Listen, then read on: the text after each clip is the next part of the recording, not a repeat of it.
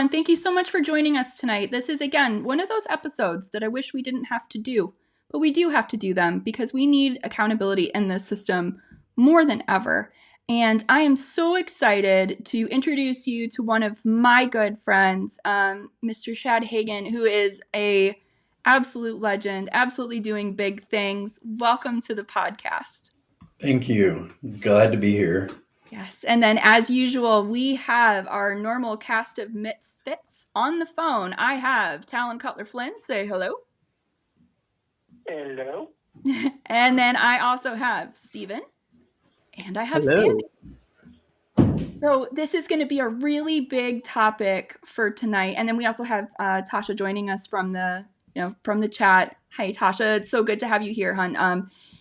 So PREA, we're going to come at this from an interesting angle, but I think I'm hoping that we attack it from all facets. And, Chad, why don't we talk about what you've been doing first before we get into what is PREA, what was the intent of the original law, and then we can kind of get into the nightmare that you're kind of untangling right now. For me, I'm trying to work with a legislator here in Oklahoma to basically expose forgery with our PREA audits in the Department of Corrections here, and that's why I left. Right, which is scary because if they'll do it in one spot, and it's all of these states that are self-assigning, self-appointing, saying, oh yeah, we checked this box, which, Stephen, obviously we have seen that in Mustafa's case. Right. We know that it's the fox watching the hen house.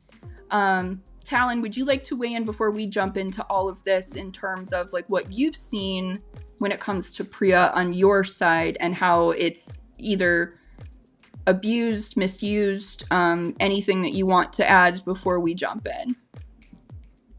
I'll wait till then to weigh in on it. Okay, that's fair. All right. So for those of you who are uninitiated, PREA is the Prison Rape Elimination Act, and it is supposed to cover correctional facilities, detention facilities, jails, prisons. It's been in place since 2003, so it was signed in during the George W. Bush. I had to figure out which George Bush am I using? Am I citing here? So it's been in place since 2003. However, it hasn't had any real meaningful updates. It hasn't had any significant reform measures to it. And it's not setting out to do what it was originally meant to do, which is to eliminate harassment and sexual abuse, rape of inmates.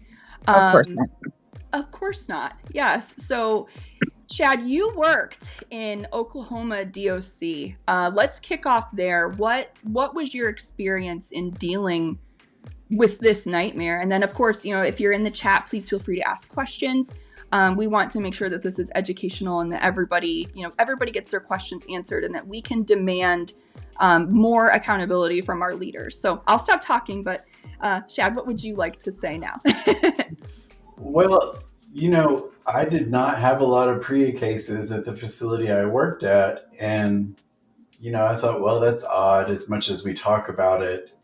And, they put you through training and all that kind of stuff. The volunteers all go through training. The inmates come in. And as a case manager, we would have them sign zero tolerance forms. We did cell assessments on them, which I don't know if y'all know what all the kinds of questions that are on there. But that's how, we decide where it's safe for someone to be. I have been through a PREA. I had someone reported PREA to me before, and you take them to the deputy warden, and I sat in there, and while he's questioning them, it does seem like they almost want you to say nothing happened. Because they've got to fill out a report and then send that to the city because it's what they call a reportable incident. And, another interesting thing about the PREA too is we don't lock the perpetrator up. What? No, we lock the victim up. So not in Oregon. Well, they do here. If you report a PREA, we take you and lock you up. Put you in the hole. Put you in the hole until we can find somewhere else to put you. As if they're not already going through enough. They throw them in the hole. Yeah, we used to do that here. You used to do that there in Washington as well, Talon? Yeah. So if you filed a PREA against someone, it used to be the person you were filing against went to the hole, even if it was unsubstantiated, even if the investigation hadn't even started. If you said so and so, did this or this to me, they sent to the hole. Well, then people obviously were using that for negative purposes, and so then they would send them both to the hole until they can conclude their investigation. So yeah, it was practiced here. Wow. And Stephen, you said it's not like that in Oregon. So what's happening in Oregon right now in terms of like PREA and that kind of investigation? When I got in trouble for PREA, which did not happen, I wouldn't even touch the guy with the 20-foot pole. He was nasty looking. Sorry.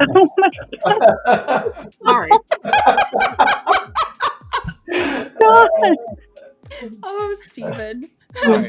I was in the hole for 27 days, and they put me in there, and they didn't even come and ask me no questions, no nothing. They came and investigated. So what actually happened is, go back like a month before the incident, they came and put me in the hole. They came to my work and interviewed me and asked me what happened with my cellie that night. And I'm like, what are you talking about? Well, we got a report of something happening in your cell. And I'm like, I went to Multi, which is the gym.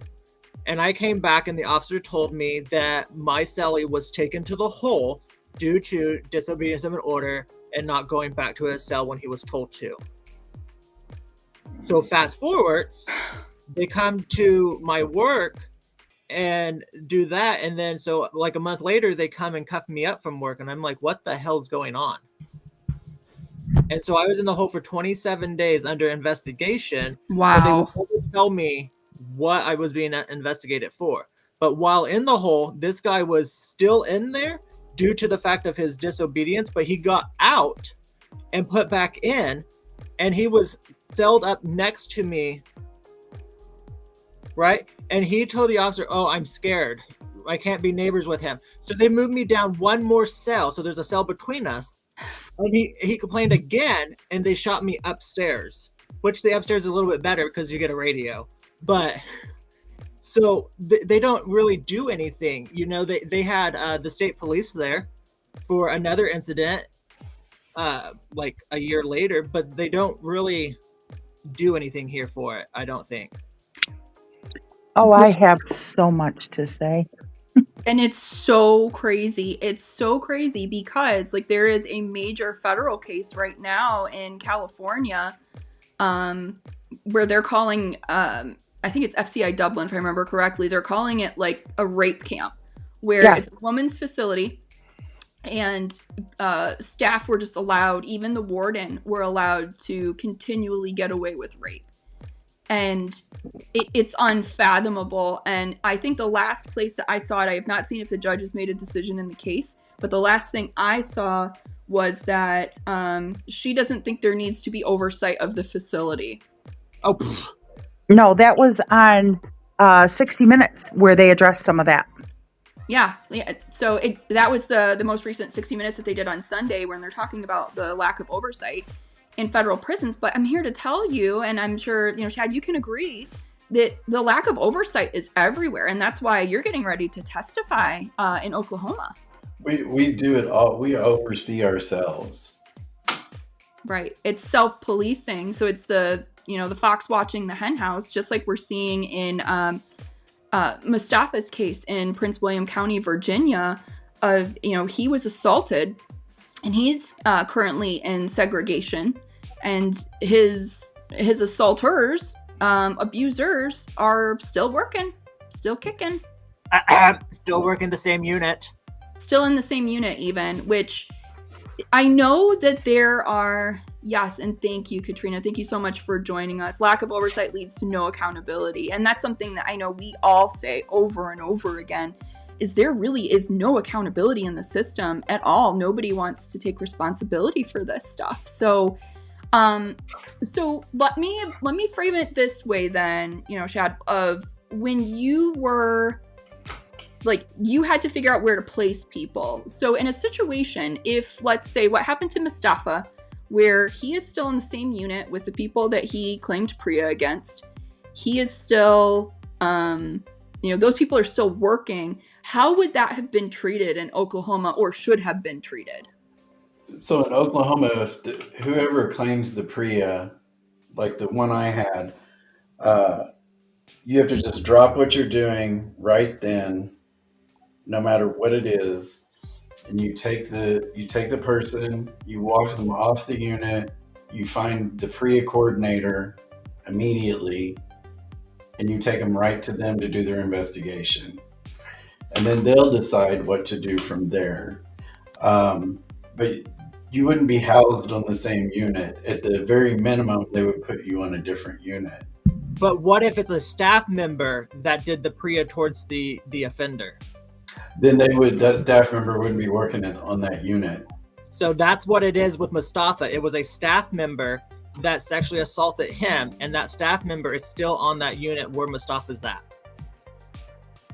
Yeah, that wouldn't happen. Or I say it wouldn't happen here. It should not happen here. From my experience, that's not what would have happened here. They wouldn't have been anywhere around that. But I've seen staff members file sex related complaints on other staff members, and they don't take it serious. They don't take that seriously either. They, sometimes that employee will get targeted if they say something.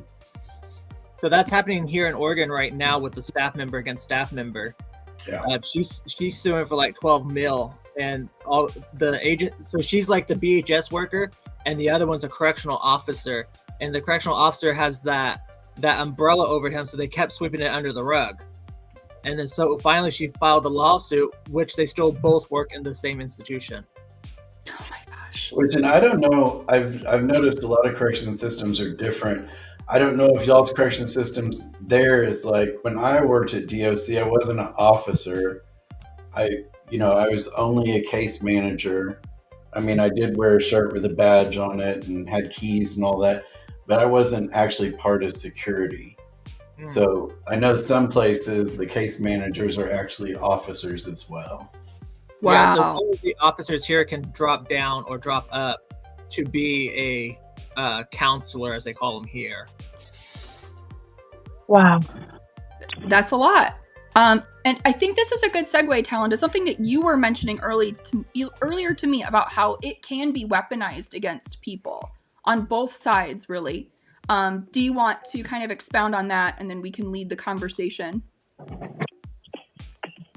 So the ways, of course you have, inmates using it against other inmates falsely to try and get them removed from their unit, because when you make that call or send that letter, it's confidential.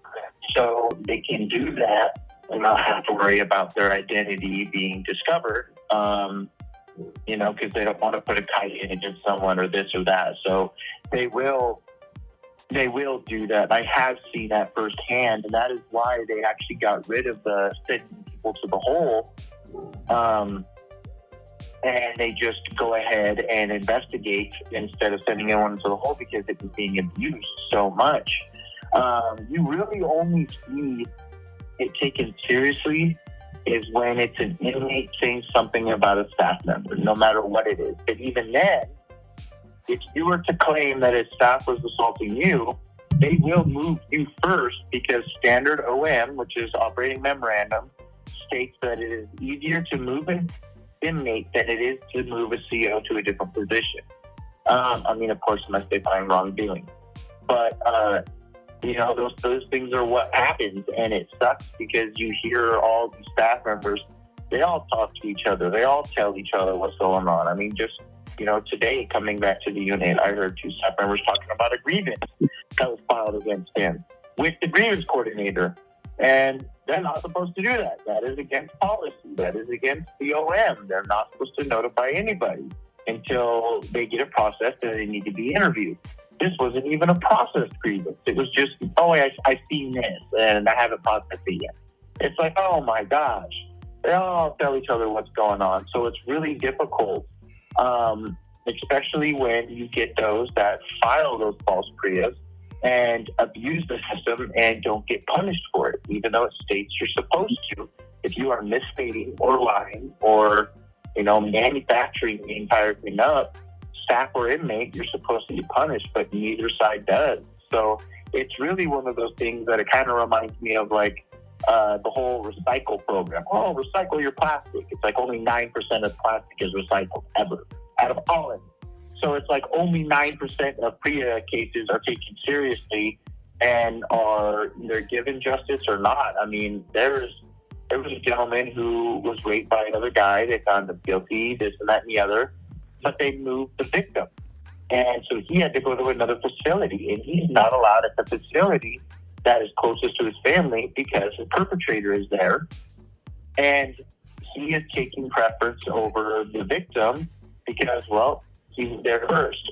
So they're like, no, you don't get to go. And I'm baffled by it because you would think that the victim would have more of a right to go to a place that is closer to his family than the perpetrator, but that's not how they see it. It's just it looks good for media versus, actually having a real effect on people's lives kind of thing. Yeah, which is a very strange thing to allow to occur. And so that, going back to the whole fox watching the hen house concept of obviously there is something rotten here, something rotten in Denmark. But when you also think about it from this perspective, Shad, you had mentioned like the certification process. And from what I understand, I know that there is a in-house certification, but then there's also certification at the governor's level. Can you step us through kind of those pieces and how those work? Well, it's my understanding. So we had a DOC auditor come in, and I'll tell you, he was there and consulting with the facility probably a month before the audit ever occurred, telling him how everything needed to be, what order forms needed to be in, how he wanted them to, when he looked at the audit. Which, if you're going to audit someone, you don't want to go in and tell them, hey, by the way, this is exactly what I'm going to be looking for, so be sure to get that together. And then he had a meeting 2 days before in our facility, and I'm sure y'all are familiar with this, lockdowns. You have one left. Something happens and the facility gets locked down. Caller has hung up. Yeah, sorry, that's distracting. Well, he told everybody, he's like, hey, that's a good reason for your PREA paperwork not to be signed on time as a lockdown. And you have a whole room full of people going, oh yeah, I think we were locked down on that day. I think we were locked down on that day. Oh yeah, I think we were locked down on that day. And they just start signing the forms. And I was like, what in the world?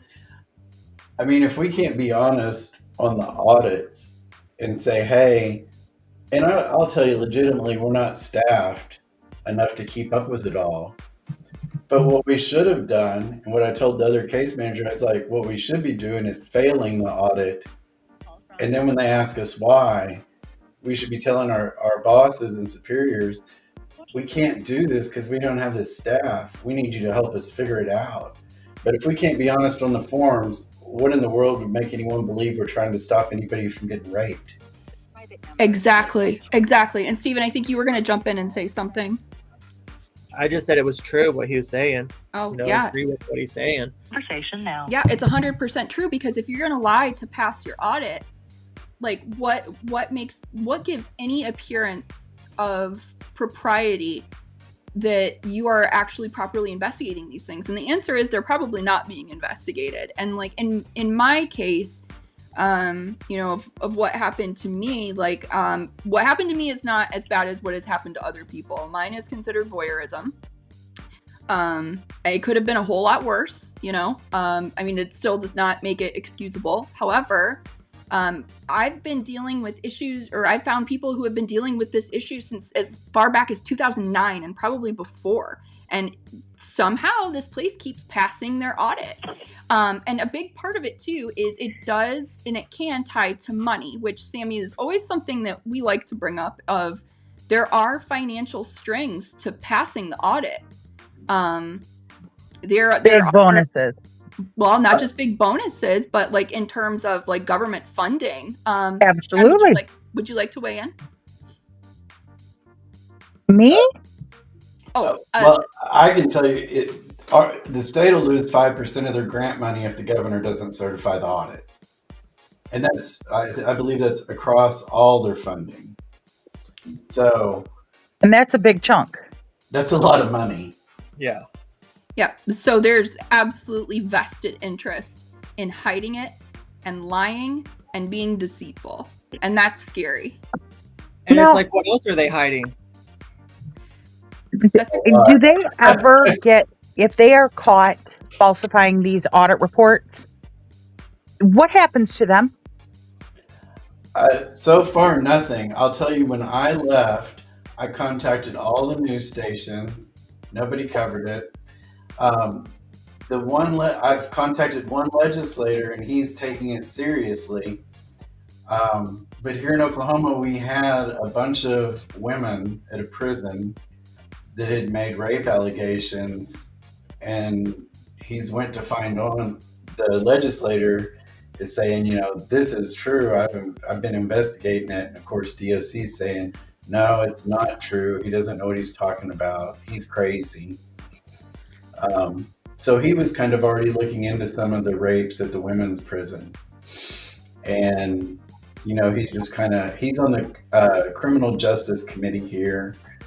But he's already been looking into this, and he used to work for DOC, so he knew exactly what I was talking about. Yeah, so he knew what he was getting into. He had an idea of what people were doing. And so, I mean, that to me is encouraging, that we have people moving up in elected leadership that have that kind of experience and who will fight for people. So that I commend. That is exciting. And I hope that we see more of that.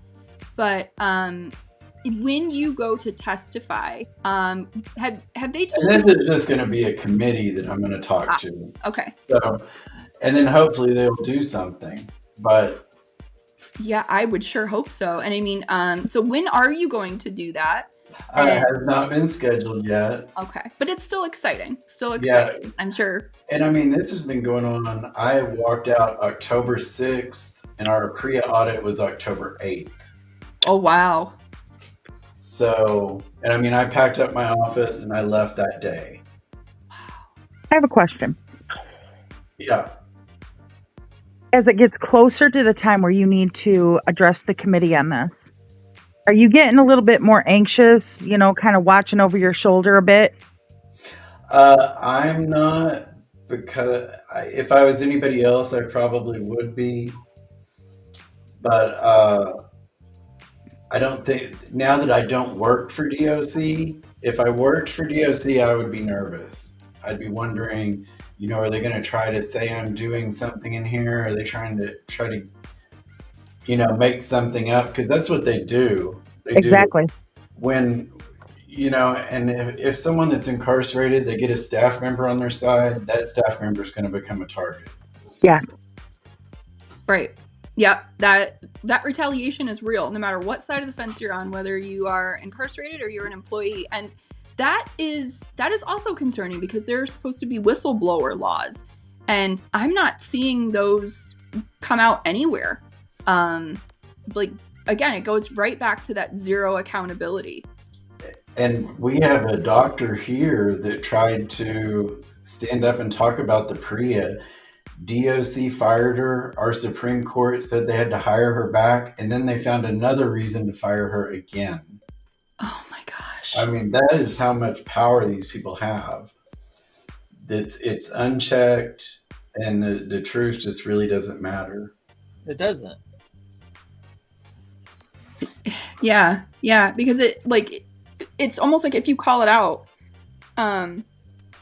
now it's putting shame on them because they didn't act. But it's like, well, what did you expect me to do? Like, when you're taught as a person, I need to, I need to stand up for people. I need to do the right thing. I need to look out for the little guy. And then you run into, basically a David and Goliath situation of, this person's going to take me down for telling the truth. Sammy, it looked like you were going to say something. No, I got to shut up. No. Well, and it's telling when you have someone that's formerly incarcerated working in a prison as a case manager, trying to help people, and my charges were fraud and forgery, and I'm the one saying, "Hey, we shouldn't be doing this." Let me just say, the inmates are some of the most honest and stand-up, respectable people you will ever meet. I have met so many that would never do this kind of thing, ever. Right. Yep. I mean, there's still, I feel like there's still a code of conduct. There's still ethics, But yeah, you're right, Katrina. Like, getting in trouble for telling the truth. Look at how many people. Edward Snowden, Chelsea Manning. We have so many people that, like, you tell the truth and then somebody comes down with you with a hammer. Hi, I'm also here. Somebody comes down on you with a hammer for doing that. And the only solution I have to that, and I'll let the panel weigh in as well, is just keep being transparent, but find a group to help you be transparent and to help you tell that story, and that will help fight for you. So, Talon, do you want to weigh in on anything before we kind of switch gears? And then I'll take it around to the rest of the panel. Yeah, I would say that it's a crazy thing your entire life to not lie and be honest and do the right thing, and then to be stuck in an environment where you are put here to change, become better, and to not be a piece of shit person. So then when you start doing those good things of being honest, not being a dirtbag, telling the truth, doing the right thing, you then get punished for it. So it's like, it really is a counterproductive system in it, that if I break the law, do stuff that's illegal, and don't follow the rules, not only do I get to have fun, but also I get to enjoy it while I'm getting in trouble, because if I do the other way, I'm not having fun, I'm getting in trouble, and I'm doing what is quote unquote the right thing, but getting screwed over for doing it. It's perpetuating that system of, if you act like a criminal, you'll fit right in because we're all criminals too. But if you do the right thing and follow the rules, well, then you're the outlier. You're the one that has the target on your back, which is just asinine to me. Absolutely. And so, Shad, something that we didn't do is we didn't talk about your background, and maybe we need to jump into that real quick, because I was like, let's get to PREA, like, let's go. So tell us about you, how, obviously you're a go-getter too. So tell me about your journey, how you started working at DOC and how long you were there. Well, I'm formerly incarcerated, like I said before. I'm a member in NABJA, and I happened to be at a conference where the director of DOC was there, a different director than we have now. And I was like, well, would y'all let me work there? And he said, well, I'm all about giving people second chances. And he's like, what's your bachelor's degree in? And I said, corrections. And so he was like, send me your resume. And after I talked to him, he said, find a facility that'll hire you, and then we'll go through the approval process. Because in Oklahoma, it's actually in their policy to hire felons to work for DOC, not as officers, but as, they could be case managers or other positions. And he signed off on the approval, so I started working there. And I wanted a way to help people. I worked in drug treatment before, and I was like, this is going to go one of two ways. I'm going to go work in the prison, and they're going to be like, oh, he's a snitch in the police, or oh, he really gets where we're coming from. And it was, he really gets where we're coming from. So it actually, had it not been for the people that were corrupt in the prison, even some of the staff were really nice to me and welcoming. But there were a lot more others that were what I call the good old boys and not very welcoming, and definitely not receptive to. I guess in Oklahoma they call it a hug a thug mentality, but Yeah. but I had lots of good rapport with the inmates, and it was a really good experience. I got to help a lot of people. The day I quit, there was a lot of people begging me not to. But I was like, I have to do the right thing at the end of the day. Yeah, absolutely. And I will say, for me, for my own story, like I was working on getting my master's in criminal justice. I'm looking at, doing stuff with the FBI or DOJ, because I was already working for the feds. I was already working for under DOD. And so when I became a justice impacted individual, which I never thought would happen to me in a million years, it became like, it was shell shock. It was like, whoa, like this isn't what I thought it was at all. And so I think it really is important that people do hire people who are formerly incarcerated so we can create a more equitable system. So, Stephen, let's stop there for a second and let's talk about what's it like in Oregon. Do they hire formerly incarcerated? I don't know.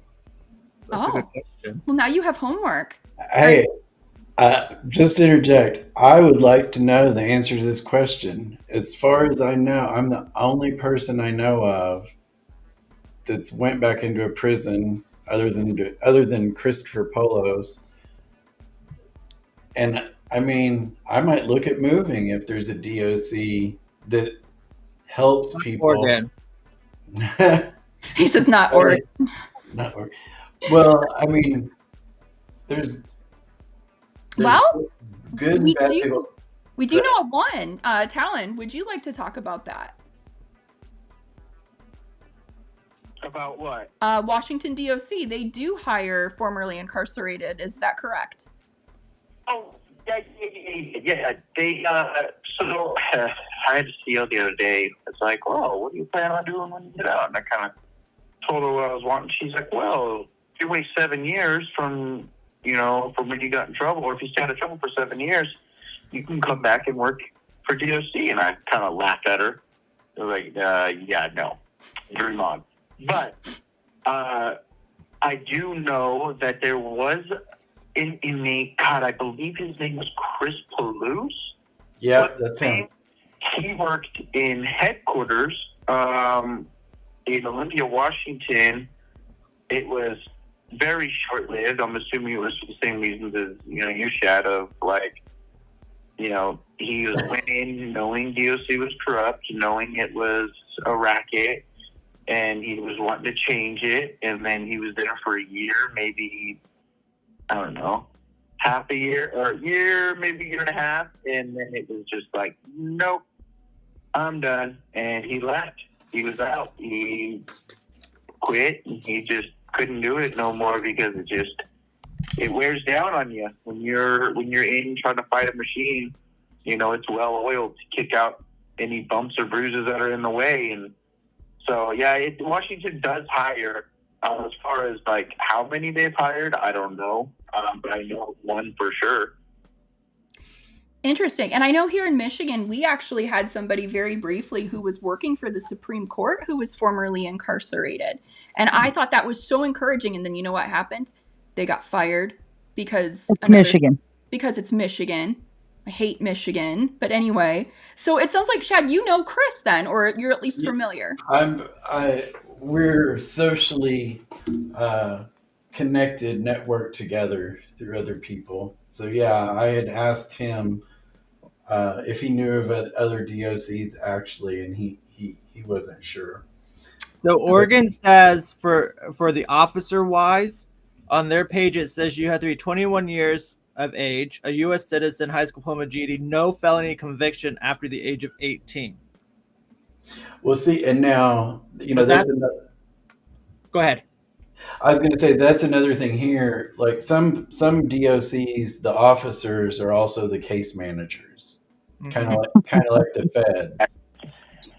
Where like Oklahoma, I was not an officer. Well, until they got short staffed, and then they gave me a duty belt and a radio, and I was strip searching inmates. The next thing I knew, so Wow.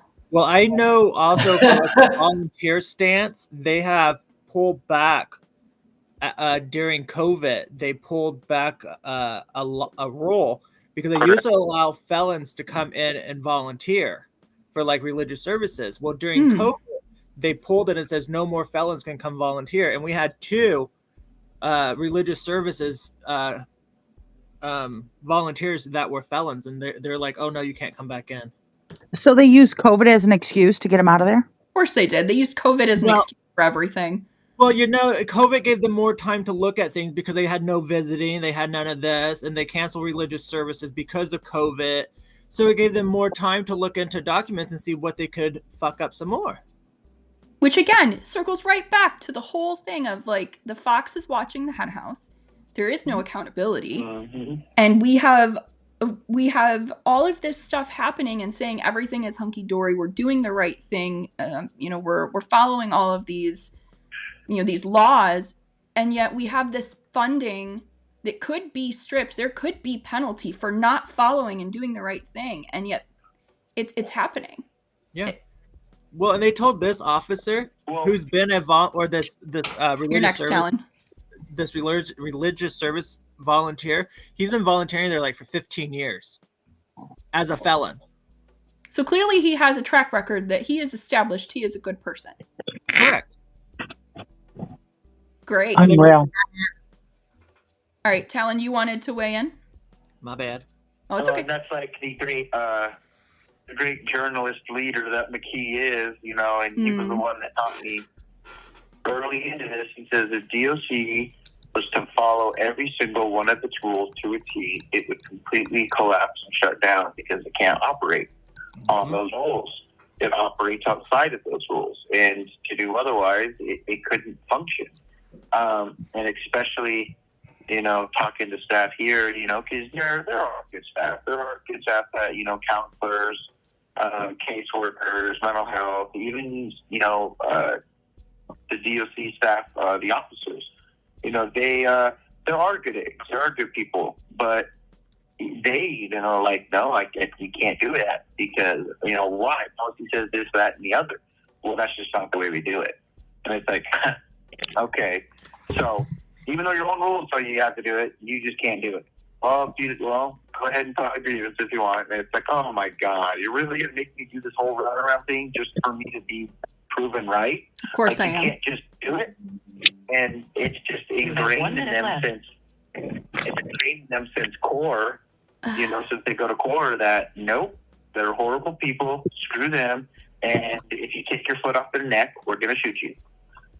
Or the knee, or whatever. Yeah, or the knee. Whatever you got on somebody's neck, you just keep it there, basically, is the long story short. I assume you're calling back, Talon, is that correct? All right, we'll talk to you in a minute. So, Shad, I think we're getting down to the bottom of the hour, but I do think we need to discuss what do you think, what would you like to see happen in terms of PREA and in terms of actually adhering and holding states accountable? And how do you think other programs could be done better and held to higher accountability standards? I think with PREA, and this goes to pretty much DOC, like all together, we're not holding people accountable with the PREA. We're not holding people accountable with doing what they should be doing. We need some kind of external agency that doesn't answer to DOC, that's not incentivized. I mean, it's like when I walked out, I had thought about reporting the PREA stuff to the Inspector General agent, Yes. But the person who I needed to report was his mother-in-law. Oh God. And his Oh. wife, now listen, his wife worked 4 offices down the hall. And the reason she worked there, she got transferred. The reason she transferred and got that position was because he had texted a picture of his penis to the chief secretary. So she Jesus, it sounds like poor watched. him. That's what I'm saying. There's so many problems. The PREA, the forgery, the nepotism, the cronyism. It just all ties. It's like it all's like a seeping pot of soup. It's just nasty. Yeah. But yet they hold every inmate accountable for everything they do. Of course. Right. And Oh, It's all at officer Been discretion. there. Talon, he wants to weigh in. Talon, what would you like to say? Oh, I said, oh, yeah, been there. Yeah. Would you like to expound on that?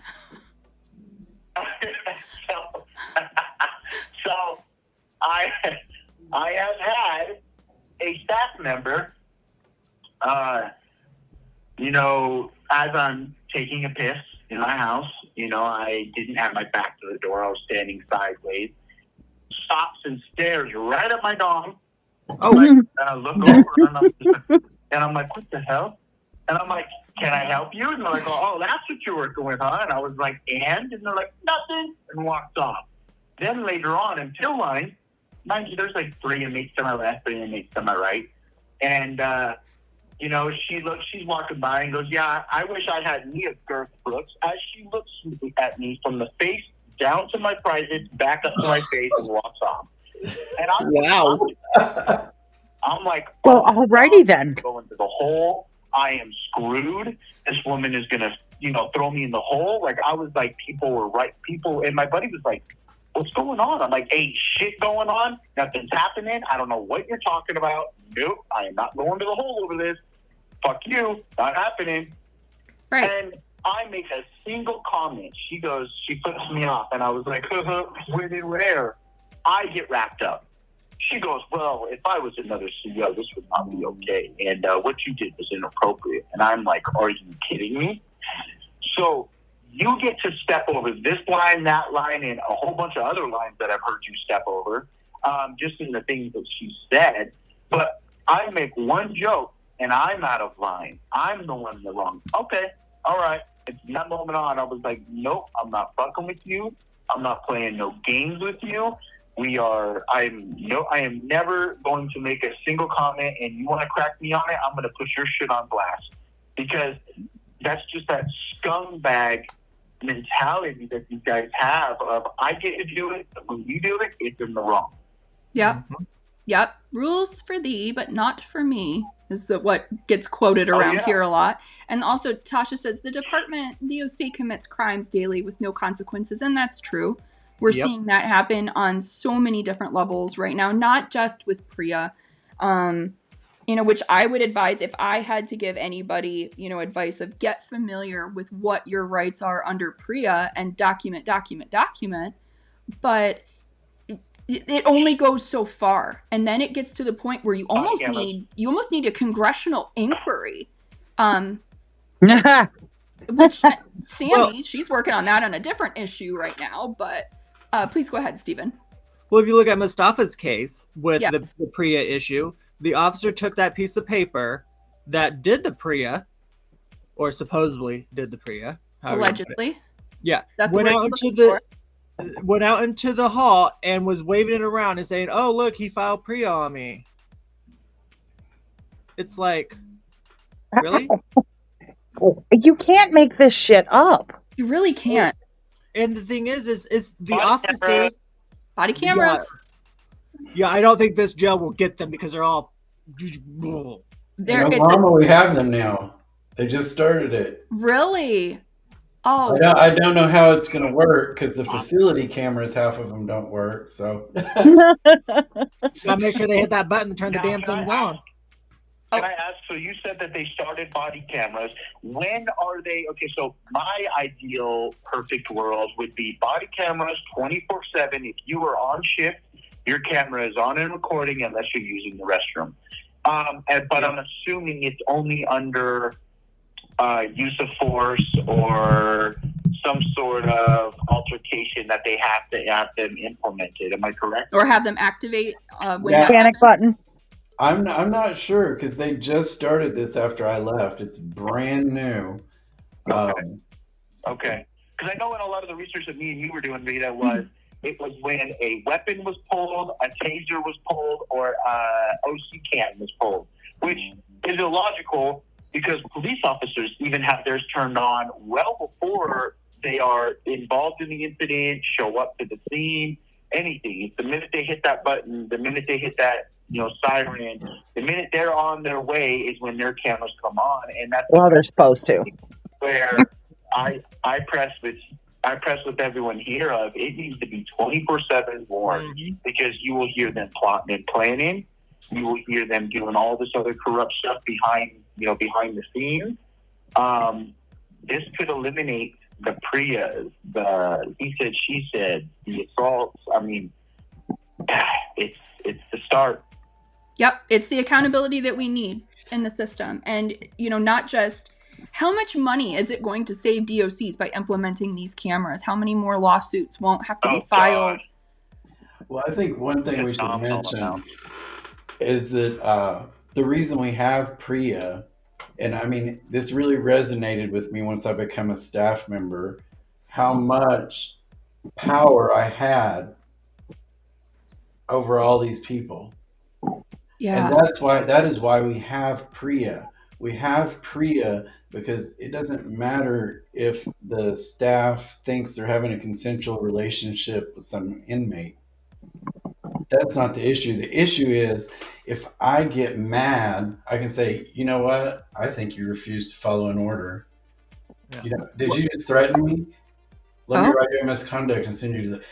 That is why we have PREA, because the staff has power, and it's from our word. They're going on our word. That is a really excellent way to put it. And I can't talk today. I'm sorry, Katrina. Words are hard. Do anonymous investigators ever get dropped into the prison system to check on quality, ethics, etc.? And That'd be awesome. That would be awesome. Like a formal 60 days in type of situation where somebody goes around and randomly audits. I think that should be a thing. But I don't know that it is. Shad, do you have any insight on that? Have you ever seen anything like it? I've never seen an anonymous investigator dropped in, but I think that'd be great. Our representatives trying to get a bill passed where legislators can go in unannounced, because right now they have to set it up. Oh, so then everything's fixed to the T so that they don't get in trouble. Yeah, they need to clean house before company comes. Yeah, Right. When you don't know how to run a prison, clean. And that is what, we do here in Oklahoma. They're coming, so clean. And we're only going to take them down to G&J where we have these older people housed where it's really nice and the air conditioner works. Let's take them down there. Oh, Jesus. So Of course. it's a planned visit, and we call it the dog and pony show. Yeah. Sounds about right. Dog and pony show, hey, Representative Humphreys is coming, or Representative Talley's coming. Oh, we need to get the dog and pony show ready. The governor's coming. We need to get the dog and pony show ready. Press may be here. Get the dog and pony show ready. Wow. And it's not real. What you see on the news. Oh, we just did we're changing lives. That's our new motto here. We change lives. And they go around and take pictures of inmates that they gave them a hamburger with flavor. And they're talking about how wonderful it is. No, I'm serious. And they enjoy the dick stroke for it all. I'm serious. They will be like, hey, we'll give you 2 hamburgers instead of that starchy, flavorless crap you eat.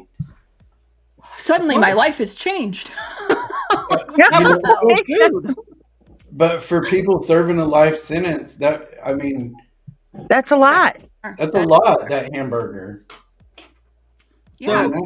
Just fighting for basic human decency, like food that isn't horrible. That's crazy. Mm-hmm. The food is garbage here. I think the food's garbage everywhere. I haven't found like a prison that has decent food.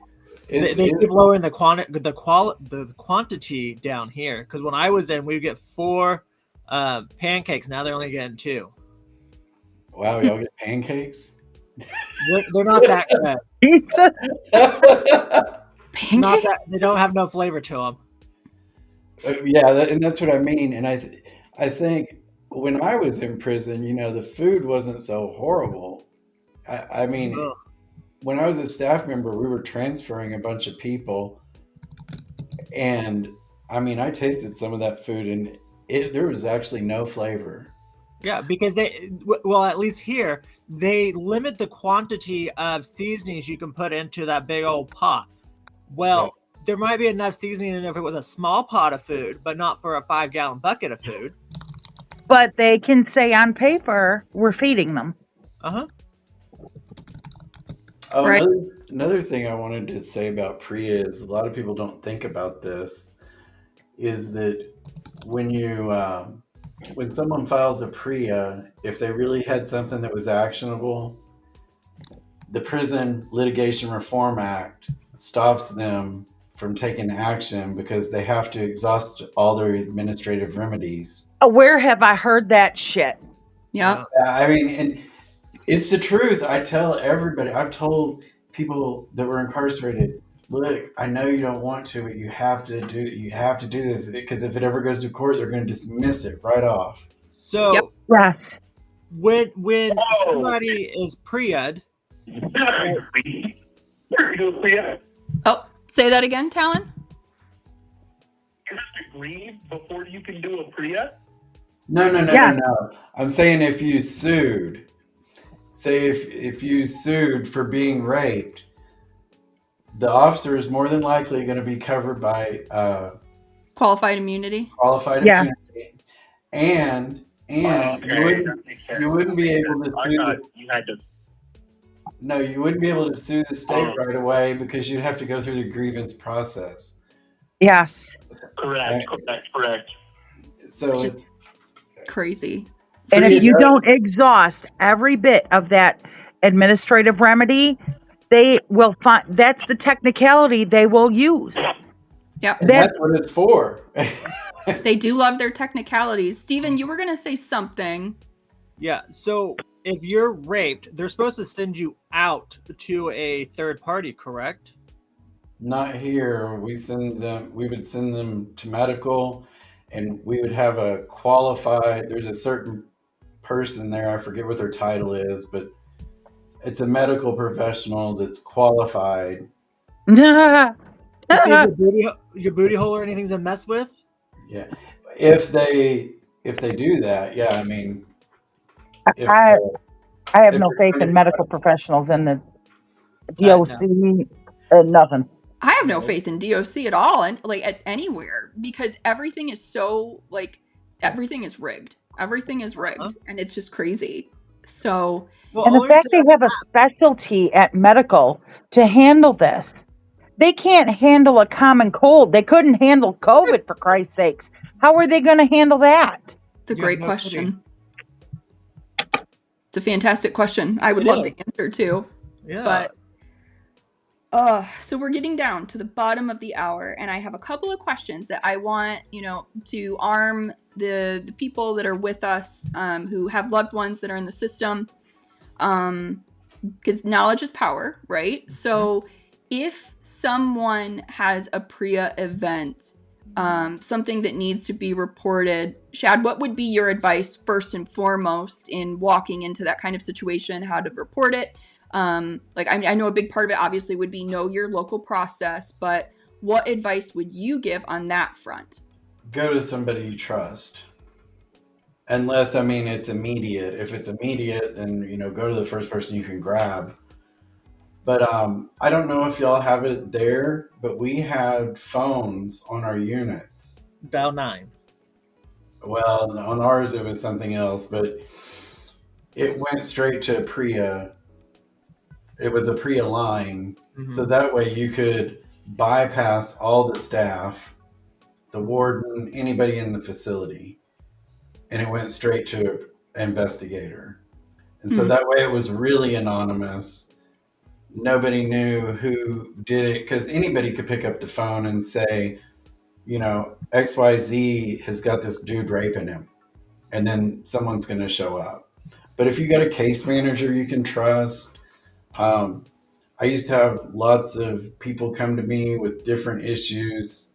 They couldn't get down to mental health, and maybe I would walk them down to mental health, or because you need a staff member. You just need this staff member that cares. But if they do that too much, they're going to get in trouble. Yeah. Of course, and that's the thing, that you have a good member of the staff, and as soon as that staff member starts helping too much, they push you out of the freaking institution.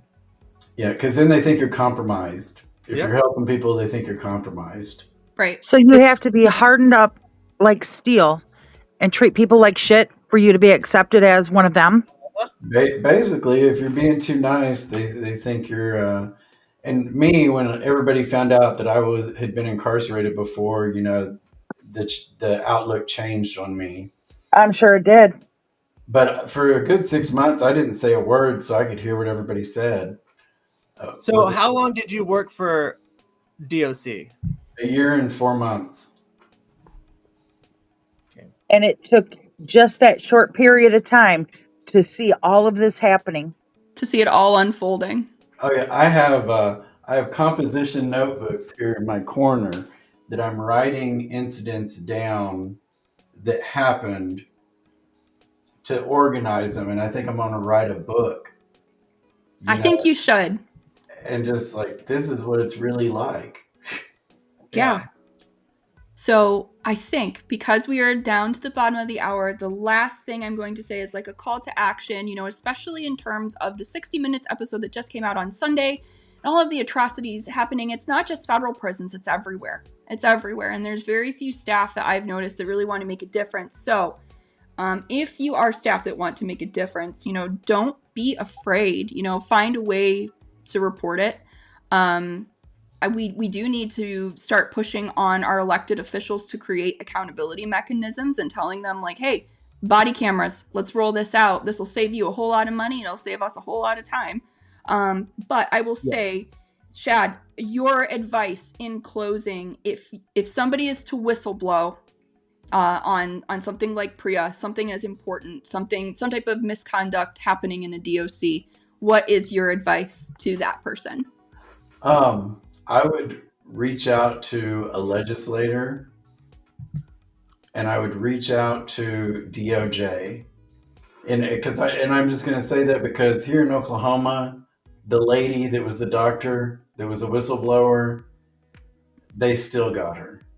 I mean, and they were trying to say she wasn't protected and covered. So maybe even talk to an attorney.